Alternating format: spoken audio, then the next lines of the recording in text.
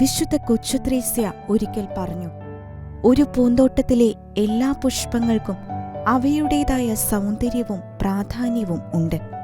റോസാപ്പൂവിന്റെ ശോഭയും ലില്ലിപ്പൂവിന്റെ വെണ്മയും ഡെയ്സിപ്പൂവിന്റെ ലാളിത്യത്തെയോ violet പൂവിന്റെ സുഗന്ധത്തെയോ ഇല്ലാതാക്കുന്നില്ല.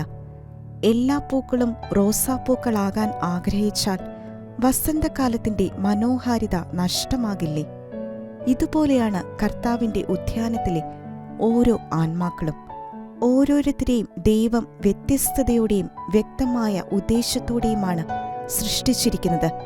ആരും ആരെയും പോലെയല്ല, എന്നാൽ എല്ലാവരും ശ്രേഷ്ഠരാണ്. ദൈവത്തിന്റെ ഛായയിലും സാദൃശ്യത്തിലും സൃഷ്ടിക്കപ്പെട്ട കർത്താവിന്റെ പൂന്തോട്ടത്തിലെ വിലയേറിയ ആത്മാക്കളാണ്.